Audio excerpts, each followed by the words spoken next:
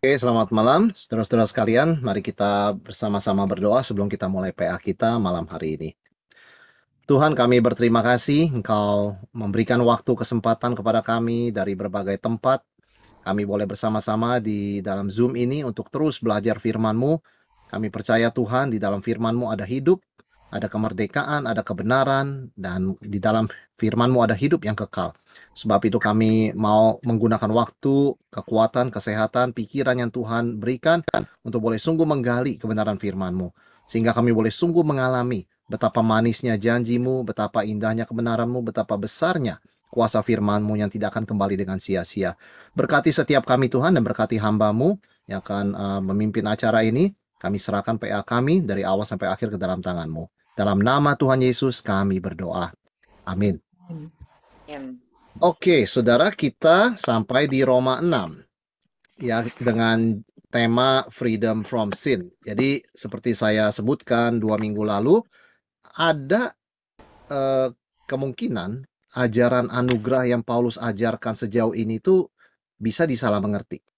Karena itu, dia tidak berhenti sampai di Roma 5, melainkan dia terus ke Roma 6 ya. Kita akan bersama-sama lihat. Sebentar, saya akan open PowerPoint. Oke. Jadi ayat terakhir, yang salah satu ayat yang penutup ya, penghujung dari Roma 5 itu yang kita bahas 2 minggu lalu adalah ayat yang sangat indah, yaitu apa? Hukum Taurat ditambahkan supaya pelanggaran jadi banyak. Dan di mana dosa bertambah, di sana kasih karunia atau anugerah menjadi berlimpah-limpah. Nah, artinya kan pada satu sisi ini satu penghiburan, betapa banyaknya pun dosa manusia tidak mungkin bisa melampaui anugerah Tuhan yang berlimpah. Anugerah Tuhan selalu tersedia, selalu cukup ya. Ada pengampunan, ya, ada pemulihan, ya, ada pertolongan dan sebagainya. Jadi dosa bertambah, anugerah bertambah, gitu ya. Orang yang menyadari dosanya banyak dan dia lebih menghargai anugerah begitu loh. Tetapi Paulus juga menyadari bahwa kita ini masih ada natur berdosa. Artinya ketika ada satu doktrin yang benar, tapi karena kita masih ada hawa nafsu kedagingan, kita tanpa sadar mencari celah di balik begitu ya. Supaya anugerah bertambah, mari kita berdosa. Ya, ini logika salah saudara sekalian ya. Karena logika Alkitab mengatakan di mana dosa bertambah, di situ Tuhan menyediakan anugerah ya, jadi bertambah juga. Tetapi oleh pikiran manusia berdosa itu dibalik. Supaya anugerah bertambah, mari kita berdosa. Nah, bahkan saudara sekalian, berdosa ini dianggap sebagai tugas suci loh, yang harus dilakukan untuk mendatangkan anugerah. Nah, ini Paulus sadar ya, bahwa manusia itu, kita sebagai manusia percaya sesuatu, tapi karena sifat berdosa kita jadi melenceng ya, jadi salah menangkap. Nah, itu sebabnya pertanyaan kita simpel sebetulnya. Bagaimana sebuah doktrin yang benar bisa menghasilkan etika yang salah? Ya kan, ini doktrinnya benar kan, dosa bertambah, anugerah bertambah. Tapi ternyata di dalam prakteknya, orang-orang yang ini salah mengerti, malah berbuat dosa sebanyak-banyaknya. Artinya kan aplikasinya, etikanya, prakteknya itu salah. Sementara dari doktrin yang benar. Kenapa saudara sekalian? Karena, nah ini ya, benarnya setengah. Sebagai contoh ya, kita ambil contoh dari jemaat Paulus layani di Korintus. Saudara, jemaat Korintus itu tahu, kita pernah bicara, di mana di tengah mereka ada seorang yang melakukan dosa yang sangat memalukan. Ya, memalukan sekali ya, seorang yang tidur dengan istri ayahnya. Begitu kan, sangat memalukan yang Paulus katakan, di antara orang non-Kristen pun jarang ketemu begini. Kok di gereja ada? Yang Paulus kaget, jemaat Korintus mentoleransi. Biasa itu. Nggak apa-apa, itu biasa. Begitu kan ya. Kenapa saudara sekalian? Karena orang Korintus mengatakan kita ini kan udah di dalam anugerah Tuhan. Kita punya freedom. Ya kan? Kita punya freedom, kita harus tunjukkan dong. Jangan takut. Kalau ada dosa yang memalukan seperti itu, nggak apa-apa. Ya kan? Itu namanya freedom. Ya, kita masih bersedia freedom. Nah, itu Paulus mengatakan, ini kamu doktrin tentang freedom Kristen kamu ini salah. Itu membuat kamu itu jadi justru meremehkan dosa. Dan itu berbahaya sekali. Jadi sejauh ini saudara sekalian, kita belajar dari polanya Rasul Paulus menjelaskan kebenaran-kebenaran tahap demi tahap di Roma itu. Kita belajar pengetahuan yang setengah-setengah ya lebih berbahaya daripada tidak tahu sama sekali. Ya kan? Kenapa saudara sekalian? Kalau orang tidak tahu, dia tidak bisa menyelewengkan karena tidak punya pengetahuan. Justru yang punya pengetahuan ini, yang kalau setengah-setengah, bisa salah mengerti, bahkan menyelewengkan. Ya kan, sekali lagi, ya kita jangan pakai logika manusia biasa, lalu berkata, Pak, kalau begitu mendingan gak usah tahu. Ya kan, untuk apa kita ikut PA? Kan begitu. Kita tidak mau mengulangi logika demikian. Karena semua kebenaran Tuhan itu kita bisa memahami dari sudut yang salah loh. Dan akhirnya menghasilkan satu keputusan tindakan yang salah. Maka tindakan yang paling bijaksana, saudara sekalian, adalah ketika kita belajar kebenaran Tuhan, ya kita belajar sedalam dan setuntas mungkin. Tentu pikiran kita terbatas. Tidak bisa memahami semua Alkitab dan tetap seumur hidup kita merenungkan firman Tuhan. Tapi semakin kita rajin, semakin kita konsisten, itu semakin dalam, ya. Dan juga semakin tuntas pengertian kita, lebih aman di dalam perjalanan iman kita, tidak mudah jatuh dalam salah pengertian atau ekstrim atau penyelewengan, penyimpangan dari kebenaran.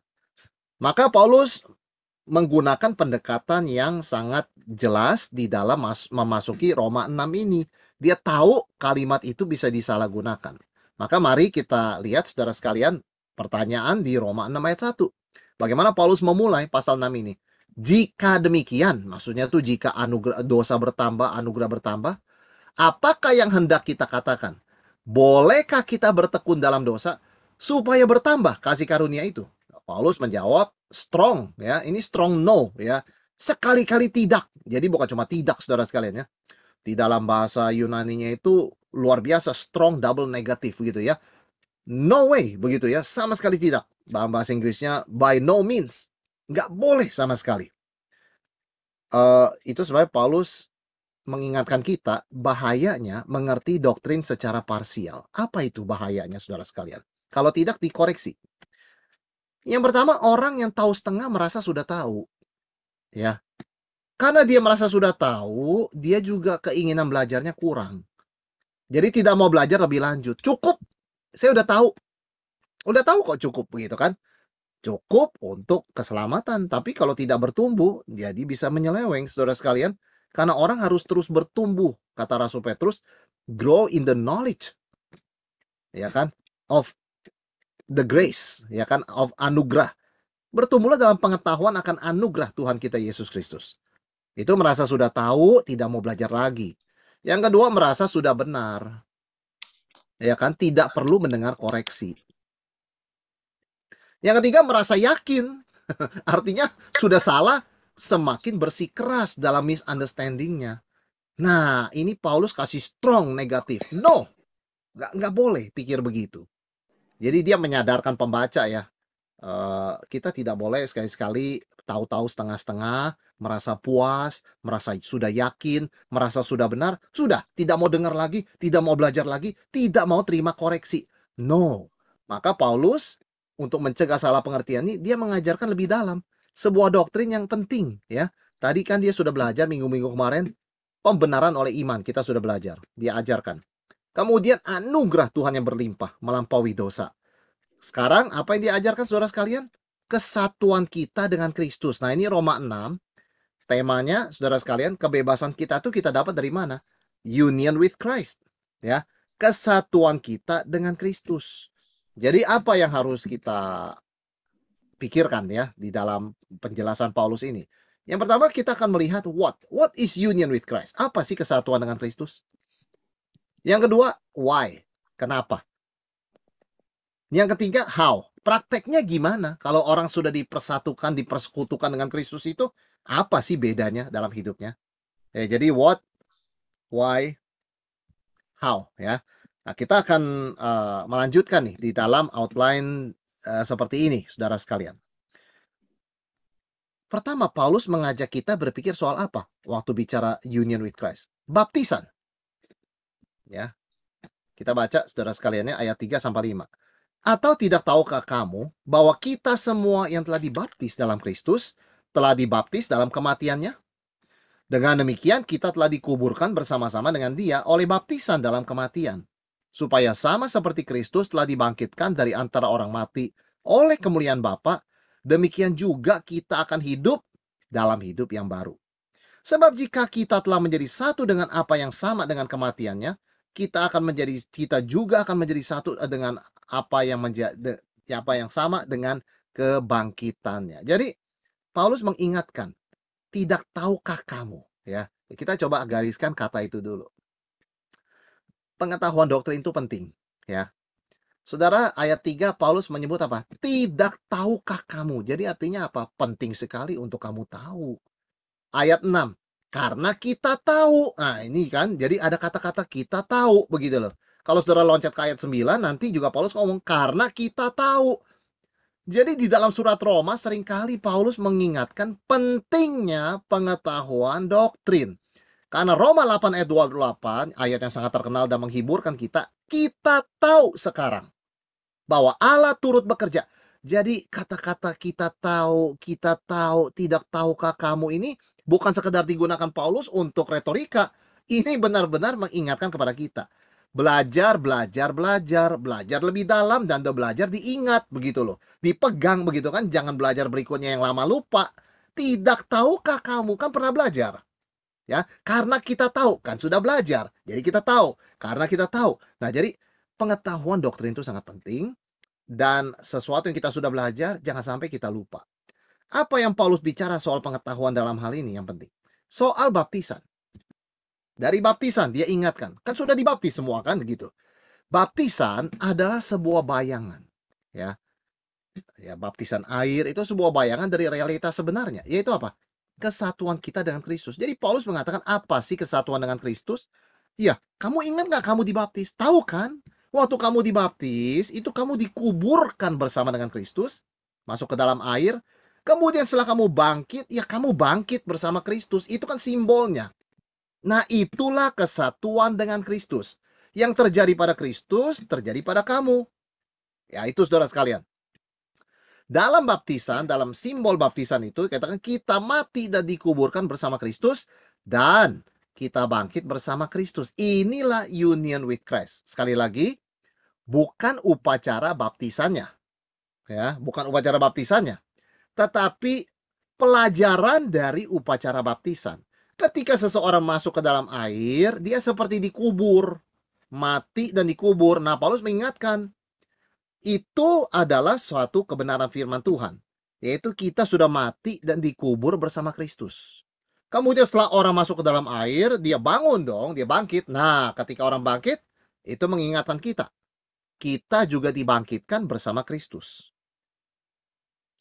Jadi bukan baptisannya, tetapi salib, saudara sekalian ya. Mengingatkan kita kan salib. Ketika Yesus mati, kita sudah mati. Ketika Yesus dikuburkan, kita juga dikuburkan. Ketika Yesus bangkit hari yang ketiga, kita sudah bangkit. Ya, saudara kan Pak tanya, saya belum lahir, Pak. Saya belum lahir waktu itu kan 2000 tahun yang lalu. Nah, itulah misteri dari union with Christ. Saudara dan saya tidak bisa mengerti kapan, prosesnya bagaimana, tapi terjadi. Terjadi, saudara sekalian. Union with Christ itu artinya menjadi satu dengan Kristus dalam kematian dan kebangkitannya 2000 tahun yang lalu. Ada orang berkata, saya terima Yesus tahun 1998, Pak. Bagaimana saya disatukan bersama dengan Kristus 2000 tahun lalu, kira-kira sebelum saya lahir? Ya, itu yang terjadi, Alkitab katakan. Waktu Yesus mati, kita sudah mati bersama dia. Waktu Yesus bangkit, kita sudah bangkit bersama dia. Meskipun kita baru dilahirkan atau jadi orang percaya, jauh setelah peristiwa itu. Kenapa begini, saudara sekalian? Karena Paulus ingin menjelaskan begini. Waktu kita lahir sudah berdosa kan? Belum berdosa loh. Kita belum berbuat dosa, kita sudah lahir dalam keadaan dosa. Kapan kita berdosa? Sejak Adam berdosa. Ya, ketika Adam berdosa, kita ikut mati. Kita kan nggak tahu berapa ribu tahun yang lalu kan sejarah dunia kira-kira begitu kan. Persisnya Adam pertama kali dengan Hawa makan buah pengetahuan baik dan jahat itu kapan? Tapi di dalam Adam, seluruh keturunannya, meskipun belum lahir, sudah dijatuhi hukuman mati. Pada hari kamu memakannya, kamu mati. Nah, itu juga misteri. Kok bayi yang lucu, belum berbuat dosa, kok dibilang lahir dalam dosa dan orang berdosa? Itu misteri, tapi kenyataan. Demikian pula orang percaya sudah dipersatukan dengan Kristus 2000 tahun yang lalu ketika Yesus mati dan bangkit. Jadi kalau kita tidak mengerti hal ini, tidak apa-apa. Karena kita pun tidak mengerti bagaimana dosa Adam bisa sampai kepada kita. Dan bagaimana ketika Adam berdosa, saya sudah ikut berdosa. Sehingga saya lahir dalam keadaan dosa. Demikianlah kebenaran firman Tuhan, saudara sekalian. Tidak selalu bisa dijelaskan dengan matematika. Bisa jelaskan secara logika, keterbatasan logika kita. Intinya apa?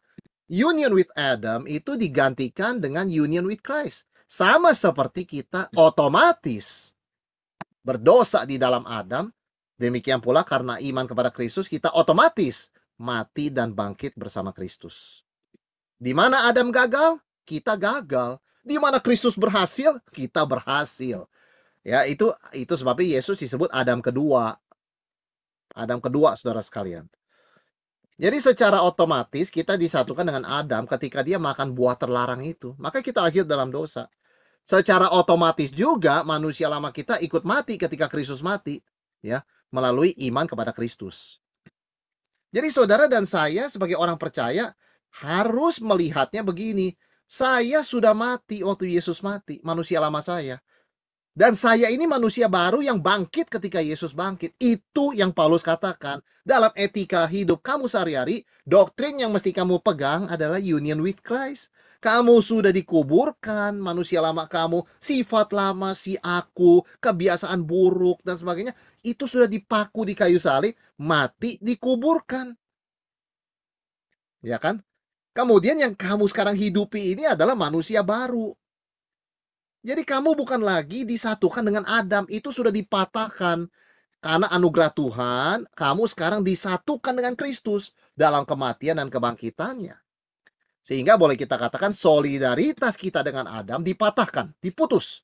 Dan digantikan dengan solidaritas kita dengan Kristus atau kesatuan kita dengan Kristus. Ini satu doktrin yang misterius dan indah. Indah sekali, saudara sekalian. Ya. Paulus bicara suami istri, keduanya menjadi satu daging. Rahasia yang indah. Tapi aku maksudkan, Paulus katakan, adalah kesatuan Kristus dan jemaatnya. Wah, itu luar biasa. Luar biasa, saudara sekalian ya. Apa hasil union with Christ? Ya, ini Kristus lakukan ini buat kita. Hasilnya apa? Kita baca Roma 6 ayat 6 sampai 10. Ya. Karena kita tahu, coba saya koreksi. Karena kita tahu bahwa manusia lama kita telah turut disalibkan, supaya tubuh dosa kita hilang kuasanya, agar jangan kita menghambakan diri lagi kepada dosa. Sebab siapa yang telah mati, ia telah bebas dari dosa. Jadi jika kita telah mati dengan Kristus, kita percaya bahwa kita akan hidup juga dengan Dia. Karena kita tahu bahwa Kristus sesudah ia bangkit dari antara orang mati, tidak mati lagi. Mau tidak berkuasa atas dia. Sebab kematiannya adalah kematian terhadap dosa, satu kali dan untuk selama-lamanya. Dan kehidupannya adalah kehidupan bagi Allah. Jadi perhatikan, waktu Yesus mati, saudara dan saya yang belum lahir, sudah mati bersama dia. Apa hasil kesatuan dengan Kristus, saudara sekalian? Menurut yang Paulus tulis di ayat 6, manusia lama kita telah turut disalibkan. Ya, jadi sebetulnya sifat lama kita nih, kebiasaan buruk kita semestinya udah lemah. Mati bahkan. Ya, semestinya nggak kuat. Karena kenapa? Kalau sudah dipaku, mati, tubuh itu tidak lagi dikuasai dosa. Dulu sebelum kenal Kristus, ya kan, suka marah-marah. Sekarang nggak boleh. Udah mati sebetulnya sifat itu. Dulu suka iri hati. Sekarang nggak ada iri hati. Iri hati sudah dipantek, disalib, dipaku disalib, dikuburkan. Bagaimana iri hati lagi? Bisa iri hati lagi. Ya kan? Jadi kematian natur lama kita ini bersifat final menurut ayat 7. Tidak bisa bilang, "Wah, tapi ya masih ada sifat lama." Nggak bisa ngomong kayak begitu. Mau ada nggak ada sifat lama, statusnya mati. Tidak bisa diganggu-gugat, sudah final. Sebab siapa yang telah mati, ia telah bebas dari dosa. Ya tapi Pak, ini belum bebas dari dosa. Tidak bisa, harus bebas. Itu final. Itu mengikat, saudara sekalian. Tidak bisa diperdebatkan. Seperti Yesus mati, bangkit 2000 tahun yang lalu, itu fakta sejarah nggak bisa diperdebatkan. Kita tidak bisa beralasan, aduh tapi saya ini masih bergumul dengan natur lama. Nah, nanti kita akan lihat Paulus pelan-pelan mengatakan, cara pandang kamu mesti diubah. Tidak boleh berkata seperti itu. Nah, bagaimana ya orang memahami anugerah berlimpah dengan benar? Bukan sebagai alasan untuk berdosa sebanyak-banyaknya. Kenapa saudara sekalian? Yang pertama, Paulus mengingatkan kita di ayat yang ke-8 kan, kita sudah disatukan dengan Kristus dan karena itu putus hubungan dengan Adam. Cara pikir mau berdosa sebanyak-banyaknya itu warisan Adam. Pola pikir Kristus tidak seperti itu. Ya, jadi ketika orang berpikir, wah, anugerah Tuhan berlimpah, enak dong ya, kita boleh berdosa. Tunggu sebentar. Kamu tidak lagi di dalam Adam. Ya, buang ya.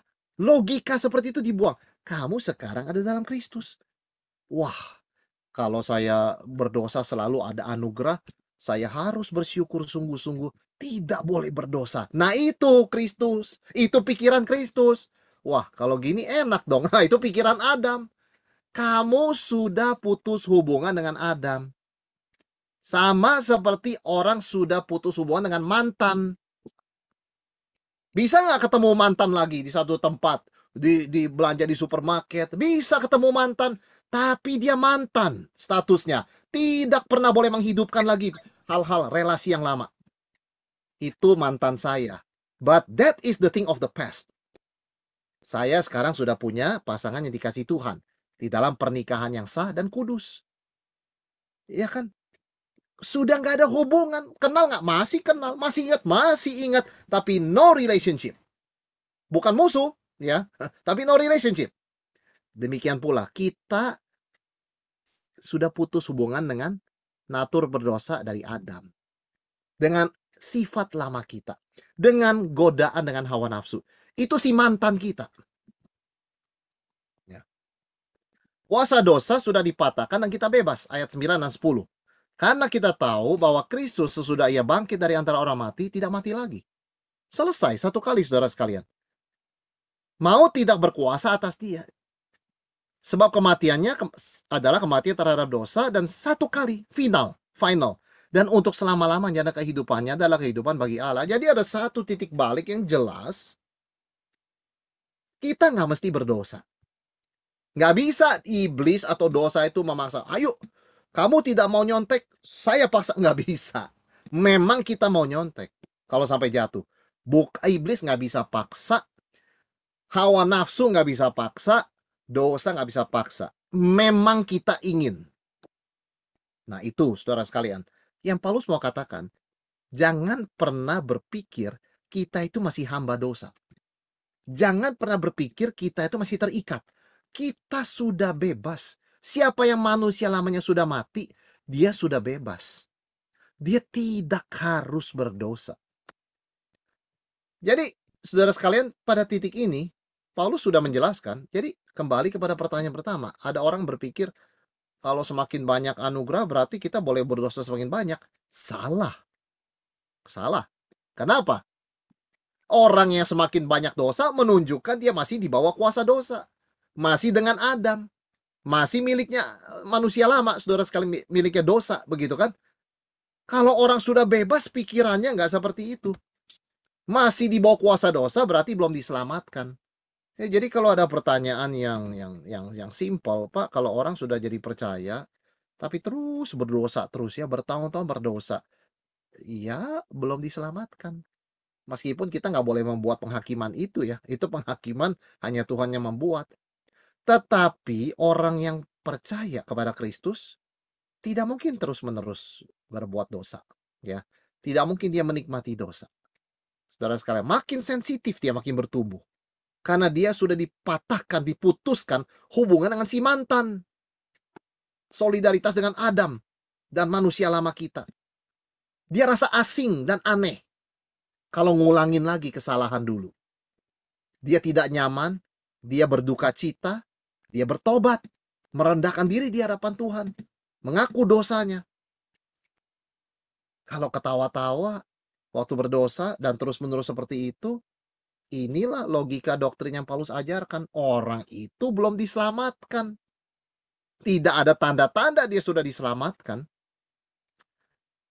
Dan bukan berhenti sampai di sini, saudara sekalian, soal hubungan dengan si mantan sudah selesai, mati relasi kita, begitu kan ya. Sekarang kita hidup bagi Tuhan, bagi Kristus. Kita ini ada dalam Kristus karena kita sudah manusia lama mati bersama Kristus, bangkit bersama Kristus dalam manusia baru. Tapi bukan hanya sampai di situ, Paulus bicara tentang realita hidup, yaitu apa? Bagaimana kita itu bertindak. Ya. Ayat 11 sampai 14 kita baca. Demikianlah hendaknya, nah ini ya, kamu memandangnya. Nah, ini cara pandang kita, saudara sekalian. Bahwa kamu telah mati bagi dosa, tetapi kamu hidup bagi Allah dalam Kristus Yesus. Sebab itu hendaklah dosa jangan berkuasa lagi dalam tubuhmu yang fana, supaya kamu jangan lagi menuruti keinginannya. Dan janganlah kamu menyerahkan anggota-anggota tubuhmu kepada dosa untuk dipakai sebagai senjata kelaliman. Tetapi serahkanlah dirimu kepada Allah sebagai orang-orang yang dahulu mati, tetapi yang sekarang hidup. Dan serahkanlah anggota-anggota tubuhmu kepada Allah untuk menjadi senjata-senjata kebenaran. Sebab kamu tidak akan dikuasai lagi oleh dosa, karena kamu tidak berada di bawah hukum Taurat, tetapi di bawah kasih karunia. Jadi begini, kalau sudah tahu doktrin union with Christ, putus hubungan dengan Adam, kita sudah dipersekutukan, dipersatukan dengan Kristus, manusia lama sudah mati ketika Yesus mati, kita ini hidup sebagai manusia baru karena Yesus bersama dengan Yesus yang bangkit. Kalau begitu bagaimana sikap kita dalam kehidupan praktis tindakan kita?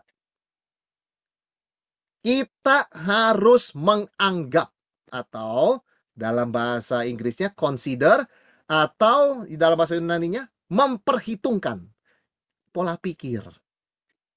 Ya. Jadi, waduh, saya kok jatuh lagi dalam dosa yang lama. Cara pandangnya tidak boleh diubah. Lalu berkata begini, kalau begitu mungkin ya ini ya, dosa lebih kuat dari saya. Tidak. Saudara sekalian, kalau kita orang percaya, cara pandang kita adalah, saya dulu pernah berdosa, tapi saya sudah mati terhadap dosa. Ya, putus hubungan. Ya, kisah-kisah berpacaran ini memang sering menjadi ilustrasi soal putus hubungan ini. Ya, ada seorang pria, seorang wanita jalan. Bertahun-tahun jalan, makan bersama, nonton bersama, ya kan, ke gereja bersama, tapi nggak pernah ngomong. Nggak pernah ngomong apa status hubungannya. Si wanita bertanya, how do you define our relationship? What are we? Apa hubungan kita? Yang pria berkata, tidak ada hubungan. Kita cuma teman. Wah, wanita itu broken hearted. Saudara sekalian, tetapi sekali lagi memang itu kenyataannya.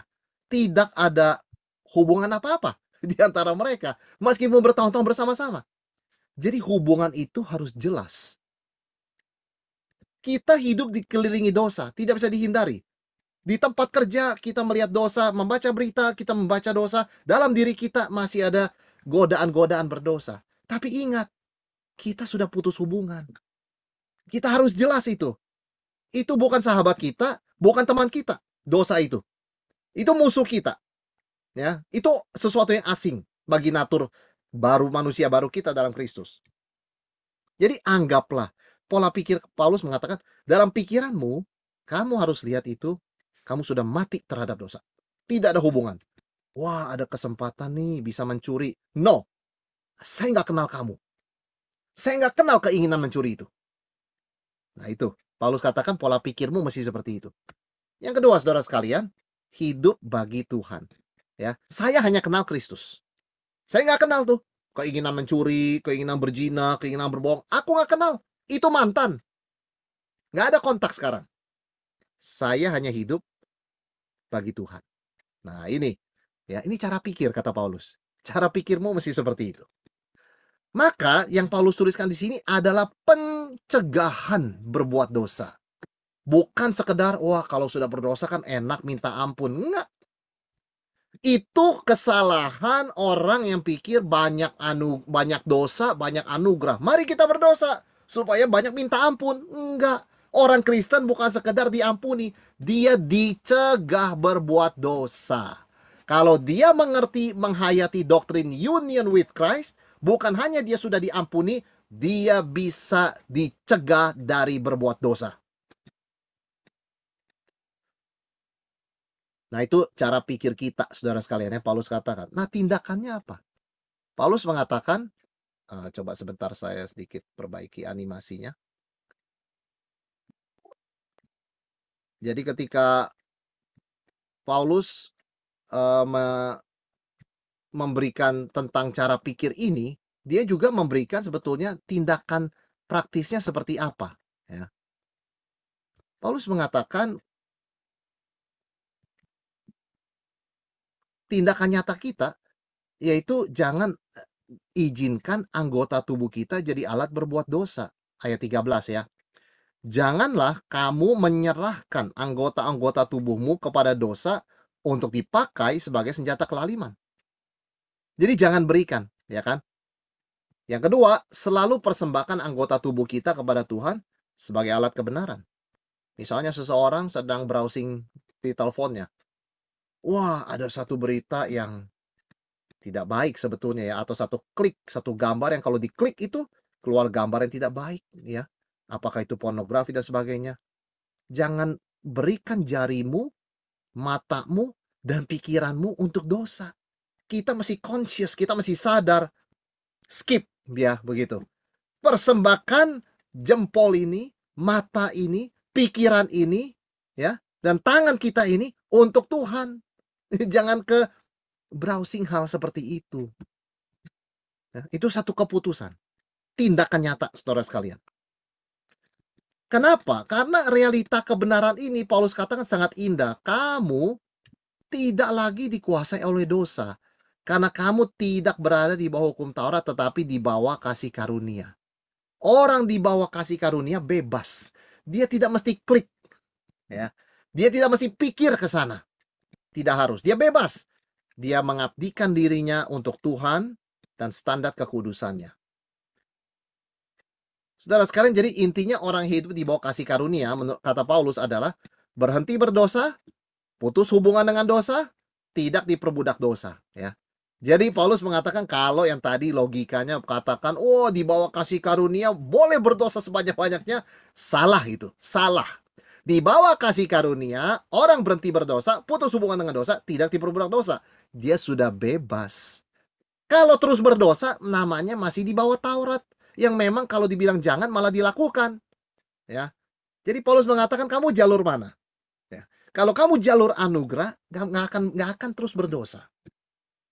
Kalau orang terus-menerus berdosa, tandanya orang itu masih di jalur hukum Taurat. Nah, bukan sebaliknya ya saudara sekalian ya. Kalau di bawah Taurat, bukan makin kudus, justru makin berdosa. Di bawah anugerah tidak diperdosa. Tidak lagi di bawah dosa, diperbudak oleh dosa. Jadi ini sikap dan tindakan kita ya yang Rasul Paulus inginkan kita itu sadari. Cara pikirnya itu loh. Ya. Saya sifat marah, sifat benci, ya sifat dendam, itu mantan saya. Iya, iya tapi suami istri saya mengakui bahwa itu sifat saya. Bukan, itu mantan saya. Hendaklah kamu memandangnya itu mantan kamu. Udah mati dalam hubungan. Putus. Sebaliknya kasih, kerendahan hati, ya, damai, kemudian kesabaran, itu sifat saya. Demikianlah kamu memandangnya begitu. Sehingga dalam kelakuannya, ketika ada kesempatan menggunakan tubuh untuk memuaskan hawa nafsu berdosa, jangan. Jangan izinkan anggota tubuh untuk ke arah sana. Persembahkan untuk menjadi alat kebenaran di tangan Tuhan. Nah, Karena kemudian Paulus bicara apa saudara sekalian? Realita hidup, yaitu apa? Prinsip perbudakan. Prinsip perbudakan. Coba kita baca ayat 15 sampai 19 ya. Jadi bagaimana? Apakah kita akan berbuat dosa karena kita tidak berada di bawah hukum Taurat, tetapi berada di bawah kasih karunia? Sekali-kali tidak. Apakah kamu tidak tahu bahwa apabila kamu menyerahkan dirimu kepada seseorang sebagai hamba untuk mentaatinya, kamu adalah hamba orang itu yang harus kamu taati, baik dalam dosa yang memimpin kamu kepada kematian, maupun dalam ketaatan yang memimpin kamu kepada kebenaran. Tetapi syukur kepada Allah, dahulu memang kamu hamba dosa, tetapi sekarang kamu dengan segenap hati telah mentaati pengajaran yang diteruskan kepadamu. Kamu telah dimerdekakan dari dosa dan menjadi hamba kebenaran. Aku mengatakan hal ini secara manusia karena kelemahan kamu. Sebab sama seperti kamu telah menyerahkan anggota-anggota tubuhmu menjadi hamba kecemaran, dan kedurhakaan yang membawa kamu kepada kedurhakaan, demikian hal kamu sekarang harus menyerahkan anggota-anggota tubuhmu menjadi hamba kebenaran yang membawa kamu kepada pengudusan. Saudara, Paulus kembali ya, memulai dengan suatu statement untuk mencegah penyalahgunaan doktrin, kesalahpengertian. Oh, kita di bawah anugerah loh, kita nggak lagi di bawah Taurat. Loh, apakah kita akan berbuat dosa karena kita berada di bawah hukum Taurat? Tidak berada di bawah hukum Taurat, melainkan di bawah anugerah? Sekali-kali tidak. Jadi Paulus koreksi itu. Ya. Sekali lagi, setiap berapa ayat Paulus sebut kita tahu, dia koreksi. Dia koreksi supaya orang jangan salah pikir. Bisa saja ada orang salah mengartikannya. Oh, kalau tidak terikat Taurat berarti waduh, freedom dong. Kita bisa bebas. Freedom di sini untuk kekudusan. Bukan untuk berbuat dosa. Yang berbuat dosa itu hamba dosa, bukan free. Ya kan? Nah, ini yang Paulus katakan. Saudara, Paulus menggunakan prinsip apa untuk menjelaskan hal ini supaya orang nggak salah mengerti? Prinsip perbudakan atau perhambaan. Ya, kenapa dia menggunakan prinsip ini? Saudara, secara realitas sosial, zaman abad pertama, sepertiga penduduk Roma abad pertama itu adalah budak. Ya. Dari sepertiga itu banyak yang Kristen. Sehingga boleh dikatakan orang Kristen, kira-kira 50% orang Kristen di Roma itu budak atau mantan budak. Jadi jemaat di Roma itu pasti mengerti ketika Paulus menggunakan contoh dari dunia perbudakan. Karena banyak sekali orang menjadi budak di abad pertama. Dan Paulus mengatakan apa? Apa sih tugas budak?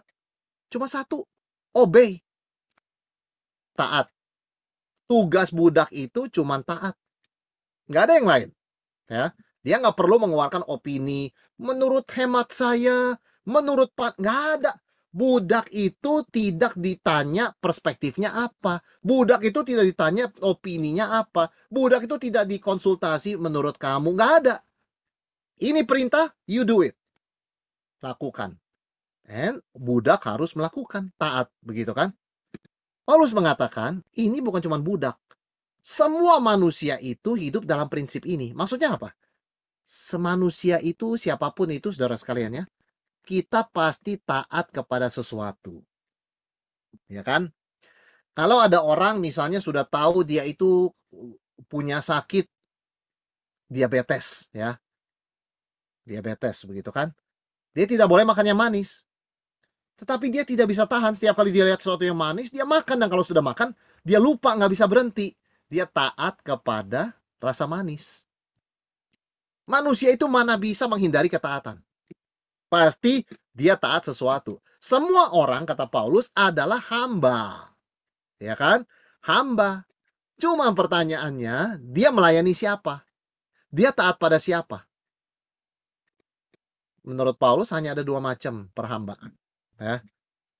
Orang hamba dosa, taat kepada dosa, ujungnya adalah maut. Atau dia taat kepada Kristus, ujungnya adalah hidup. No third choice. Nggak ada pilihan ketiga. Wah, saya sih bukan hamba dosa, tapi belum siap jadi hamba Kristus. Ya enggak. Itu berarti hamba dosa. Saudara sekalian, karena nggak ada pilihan ketiga. Hidup atau mati. Adam atau Kristus. Ya kan? Taurat atau anugerah. Ya kan? Hamba dosa atau hamba Kristus. Nggak ada pilihan ketiga. Dan memang ironinya dalam kehidupan ini, orang yang diperbudak dosa adalah orang yang sering kali berbangga bahwa dia paling bebas. Wah, kalian orang Kristen ke gereja, nggak bebas, nggak menikmati hidup. Hidup tuh singkat, tahu, harus dinikmati. Wah, ada perkataan-perkataan seperti itu, saudara sekalian. Tapi orang yang sering kali membanggakan kebebasannya adalah justru seringkali dialah budak dosa. Dan memang orang yang adalah budak dosa paling sering membanggakan bahwa dia free, paling bebas. Tapi kita belajar dari kebenaran firman Tuhan. Siapa sih orang yang paling bebas? Orang yang paling bebas adalah orang yang taat kepada Kristus. Kalau dia setia ibadah, ya dia setia melayani Tuhan, dia setia memberi kepada pekerjaan Tuhan. Dia setia berdoa. Orang berkata, aduh, hidupnya kok seperti nggak ada kebebasan. Justru dia menikmati kebebasan sejati yang dia pun tidak bisa ceritakan kepada orang lain. Karena kebebasan itu dia nikmati di dalam Tuhan. Dalam relasi ketaatan dia kepada Tuhan. Dari pandangan orang yang tidak kenal Tuhan, wah, kamu ini hidup nggak ada kebebasan ya. Seperti saya dong. Begitu kan? Saya bisa kemana, minggu nggak harus gereja, nggak harus ibadah, saya nggak usah doa, sebagainya. Itulah budak dosa. Karena orang yang diperbudak seringnya mengklaim dia paling bebas. Orang yang bebas sejati, dia adalah orang yang taat kepada Kristus. Nah, ini Paulus jelaskan, saudara sekalian ya. Kita mesti pilih. Kalau kita tidak melayani Kristus, kita melayani dosa. Nggak ada pilihan ketiga. Dan Paulus tidak berhenti sampai di sana. Dia mengatakan ada berkat untuk orang yang taat. Ya. Kita akan baca, saudara sekalian. Ayat tadi kita sudah baca ya 17, tapi kita belum selesai. Kita sudah baca 17, 18, 19. Sekarang ayat 20. Sebab waktu kamu hamba dosa, kamu bebas dari kebenaran. Dan buah apakah yang kamu petik daripadanya? Semuanya itu menyebabkan kamu merasa malu sekarang. Karena kesudahan semuanya itu ialah kematian. Tetapi sekarang setelah kamu dimerdekakan dari dosa dan setelah kamu menjadi hamba Allah, kamu beroleh buah yang membawa kamu kepada pengudusan. Sehingga kesudahannya ialah hidup yang kekal. Sebab, ini ayat yang sangat terkenal ya. Upah dosa ialah maut. Tetapi karunia Allah ialah hidup yang kekal dalam Kristus Yesus Tuhan kita. Paulus mengatakan orang yang suka banggakan diri, saya paling bebas, wah saya free travel, kemana saya mau, berbuat apa yang saya mau. Paulus mengatakan dulu kamu kayak begitu kan, ya kan? Apa buahnya? Malu. Coba nengok ke belakang ketika kamu ngomong seperti itu setelah terima Tuhan Yesus. Malu. Malu, ya. Kok aku ngomong seperti orang gak kenal Tuhan? Memang belum kenal Tuhan waktu itu. Buat apa baca Alkitab setiap hari seperti budak kamu? Seperti saya dong, bangun langsung aja melakukan yang saya suka. Setelah sekian lama orang itu disadarkan Tuhan, dia ingat-ingat perkataan itu. Wah, saya ngomong sama teman saya. Buat apa kamu bangun pagi tiap hari baca Alkitab? Seperti budak kamu. Aduh, memalukan sekali ngomong seperti itu. Nah itu saudara sekalian. Ketika kita sudah dipersatukan dengan Kristus, cara pikir kita, cara pandang kita, tutur kata kita, tindakan itu beda 180 derajat. Yang dulu kita banggakan bebas, sekarang kita malunya bukan main. Ingat-ingat kata-kata itu. Betapa salahnya itu. Taat kepada Kristus, apa wujudnya saudara sekalian? Taat kepada pengajaran firman Tuhan ya. Kalau kita baca lagi ayat 17 yang tadi sudah kita baca. Tetapi syukurlah kepada Allah, dahulu memang kamu hamba dosa, tapi sekarang kamu dengan segenap hati mentaati pengajaran yang telah diteruskan kepadamu. Jadi kalau taat kepada Tuhan itu apa sih? Itu kan abstrak ya, taat. Orang bisa mengklaim dia taat. Taat itu apa bentuknya? Salah satunya Paulus katakan, ikuti doktrin yang benar, yang diajarkan oleh Alkitab, yang disebut dengan istilah standard of teaching. Ya, ikuti itu. Ya, kamu taat. Kalau Tuhan bilang Tuhan memilih manusia sebelum dijadikan, meskipun kamu tidak mengerti, kamu taat. Dan tujuan Tuhan memilih manusia supaya kamu menjadi kudus tak bercacat, ya kita taat. Begitu kan? Kepada ajaran demikian. Alkitab mengajarkan Allah Tritunggal, meskipun saya tidak mengerti, saya taat. Ya, bukan taat membabi buta, tetapi memang kita berusaha mengerti, tapi toh pengertian kita terbatas. Dan itu tidak mengurangi ketaatan kita. Jadi salah satu wujud ketaatan kita, taat kepada pengajaran firman Tuhan, standar doktrin yang benar. Tidak melenceng ke kiri ke kanan, meskipun kita digoda, dicobai untuk melenceng. Ya, itu salah satunya, saudara sekalian. Ini yang Paulus katakan. Sehingga doktrin dan etika Kristen mengikuti ajaran dan standar moral Kristus. Ya. Sehingga yaitu ketaatan kita ada modelnya, ada objeknya, yaitu Kristus, ada standarnya. Implikasinya tidak boleh menaati dosa dan keinginan daging. Ya. Dan saudara sekalian, ketaatan di sini adalah sebuah komitmen dan keputusan yang harus kita buat setiap saat. Nggak ada tuh otomatis. Karena kalau dibiarin otomatis autopilot gitu ya, kita malas.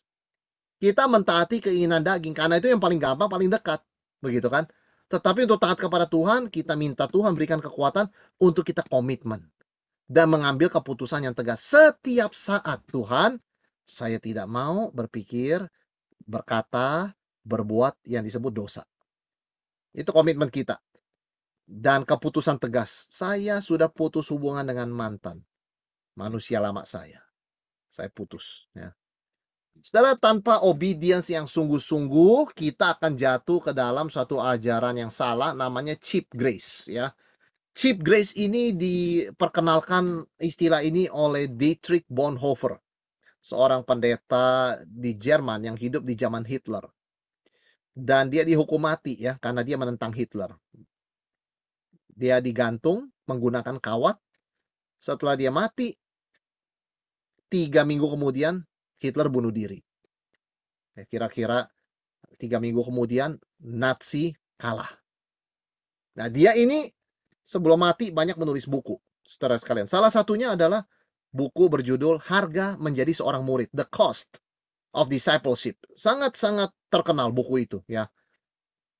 Di awal buku itu dia ada tulisan kutipan seperti ini. Saya kutip dalam bahasa Inggris ya, supaya nanti kita terjemahkan karena bagus sekali Inggrisnya saudara sekalian ya. Cheap grace, ya, anugerah murahan. Anugerah kan nggak murah gitu ya. Tapi ada orang punya konsep anugerah murahan adalah mengkhotbahkan pengampunan dosa, tapi tidak memanggil orang bertobat. Preaching of forgiveness without requiring repentance. Membaptis orang, tapi nggak berani mendisiplin jemaat yang berdosa. Ikut perjamuan kudus, communion, tapi nggak berani dan nggak jujur ngaku dosa. Ya. Cheap grace, anugerah murahan, adalah anugerah tanpa menjadi seorang murid, without discipleship. Anugerah tanpa salib penderitaan. Anugerah tanpa Yesus Kristus yang hidup menjelma jadi manusia. Jadi betul-betul hanya cari keinginan daging. Jadi menyalahgunakan konsep anugerah untuk melampiaskan keinginan daging. Nggak mau menderita, nggak mau ngaku dosa, nggak mau bertobat, nggak mau jadi seorang murid, tidak mau mengikuti teladan Yesus Kristus, tidak mau didisiplin. Nah, ini cheap grace, kata Bonhoeffer. Ini yang Paulus katakan. Bolehkah kita itu semakin berdosa supaya anugerah semakin bertambah? Sekali-kali tidak. Ada yang bilang boleh. Nah, itu cheap grace, saudara sekalian. Anugerahnya mau, tapi nggak bertobat dari dosanya. Nah, itu. Ini yang Bonhoeffer katakan. Inilah racun bagi gereja. Racun bagi orang Kristen. Pengertian salah. Cheap grace. Anugerah Tuhan itu gratis. Gratis selalu dianggap murahan. Keliru. Saking mahalnya maka gratis karena kita nggak bisa beli. Bukan karena saking murahnya sampai digratisin. Nah, itu yang Bonhoeffer ingatkan kita. Jangan sampai kebebasan dalam Kristus berubah jadi cheap grace, berbuat yang kita mau, ya. Saudara, dengan obedience kepada Kristus, kita akan memiliki true freedom, ya. Obedience. Ini baru artinya menghidupi anugerah, ya. Dan Paulus mengatakan apa berkat ketaatan kepada Tuhan Yesus? Kita bebas dari dosa. Yang kedua, kita baca saudara sekalian ayat yang ke-22. Tetapi setelah kamu dimerdekakan dari dosa, ya, dan setelah kamu menjadi hamba Allah, hamba ya, ketaatannya, kamu beroleh buah yang membawa kamu kepada pengudusan, sanctification. Makin saudara dan saya taat sama Tuhan, makin kudus kita. Tapi makin kudus, makin rendah hati. Kenapa? Makin melihat gelapnya hati kita di pojok-pojokan, ruangan hati kita yang selama ini nggak kelihatan. Karena terang Tuhan bersinar, kita makin kudus. Aduh, masih tersembunyi dosa. Jadi tetap rendah hati, ya. Pengudusan, ya. Yang membawa kamu kepada pengudusan dan sebagai kesudahannya dikatakan adalah hidup yang kekal. Ya, tentunya ya, hidup kekal ini adalah anugerah Tuhan. Dan memang kita tahu orang yang diberikan hidup kekal semata-mata karena sola gratia, anugerah, itu pasti hidupnya tambah kudus. Bukannya dia nggak pernah jatuh dalam dosa, nggak pernah bergumul dengan dosa, tapi dia makin dikuduskan.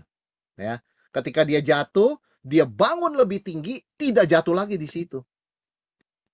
Ya, jadi dia bangun lebih tinggi, dia semakin dikuduskan, saudara sekalian. Dan itu ayat yang indah, ya. Sampai menuju kepada hidup yang kekal, itu buahnya, begitu kan?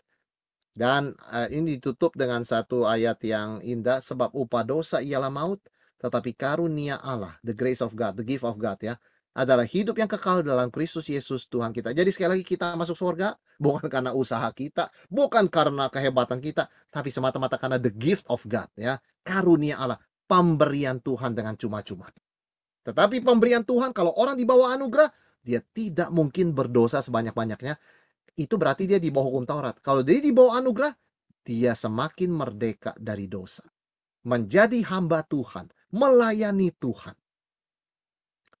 Saudara, ketaatan ini penting dalam hidup Kristen, ya. Karena kita ingat juga ya, saya kutip bahasa Inggrisnya lagi, karena memang di bahasa Indonesia terjemahannya beda. Samuel kan berkata kepada Saul, apakah Tuhan berkenan atas korban bakaran dan korban sembelihan? Tidak. Tuhan itu berkenan kalau kamu obeying the voice of the Lord. Kalau kamu itu mentaati suara Tuhan. Ingat, lihatlah. Mentaati lebih baik daripada memberi persembahan atau korban. Mendengarkan lebih berharga daripada lemak lembu jantan. Ya. Saudara sekalian, betapa Tuhan sangat menjunjung tinggi, sangat menghargai ketaatan. Ya. Lebih menyenangkan ketaatan daripada sekedar korban bakaran. Ya. Itu sebabnya setiap kita diingatkan, kita dipersatukan dengan Kristus, union with Christ. Kita menikmati freedom. Tapi apa artinya freedom? Serving.